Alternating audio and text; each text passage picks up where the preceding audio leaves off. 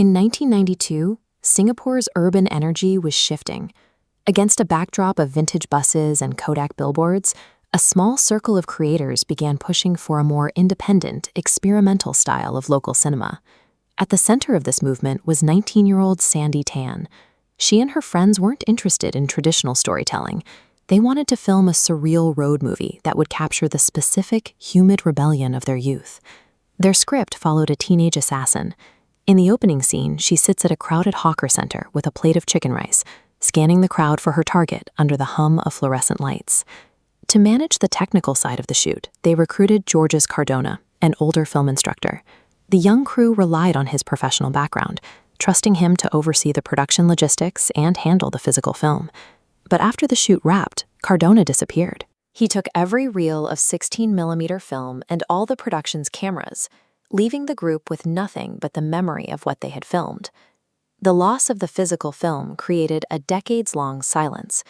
It wasn't just a failed project. It was the disappearance of several years of work and a specific cultural moment. Today, we are treating those missing years as a digital detective case. The goal is to use the few fragments that remain to rebuild the work that was taken. This project follows two paths: a reinterpretation of the original Shirkers documentary and a full reconstruction of the surreal road movie envisioned 30 years ago.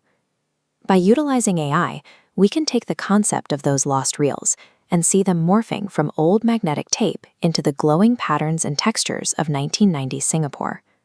AI serves as a bridge here, a technical tool used to finish a human narrative that was physically interrupted 3 decades ago. Reclaiming the visual style of the assassin's world starts with the architecture. We focus on the specific curves and Art Deco balconies of the Tiong Bahru housing estate, which served as a primary location in the original vision. To ensure historical accuracy, AI prompts are calibrated using local textures, like the specific patterns and shades found in traditional green Peranakan wall tiles. The film's more secretive scenes take place in the high-contrast shadows of the city's infrastructure. The Benjamin Shares Bridge at night provides the cold, concrete backdrop for the assassin's contacts. In this reconstruction, she stands on the edge of the bridge, exchanging a briefcase with a contact as city lights reflect off the water. These reconstructions allow us to see the specific aesthetic of 1990 Singapore that was physically lost when the reels were stolen. While we can reconstruct the visual density of Chinatown and Katong, the recovered footage is completely mute. There is no original location sound to accompany these images. To solve this, we integrate original Singlish poetry and local slang. This gives the characters a specific cultural voice, matching their environment. The audio design follows a specific rhythm, alternating between the percussive patterns of traditional gamelan and modern electronic textures. This chart shows the layers of the reconstruction: the baseline archival ambiance, the melodic tracks of the guzheng and gamelan, and the final layer of Singlish narration. The pastel colors of the Katong shophouses serve as the backdrop for the film's chase sequence, where the fast-paced audio design meets the bright, colonial-style architecture. This sound design grounds the imagery in a recognizable cultural reality, turning the reclaimed silent footage into a coherent narrative. The finale takes place in the Southern Islands. This secluded, lush landscape provides a stark contrast to the urban settings of the earlier scenes.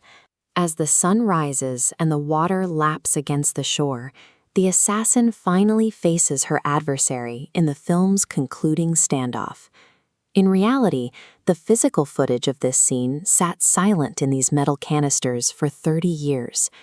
Pairing these silent reels with a modern reconstruction finally syncs the original images with the dialogue and music that were intended for them from the start.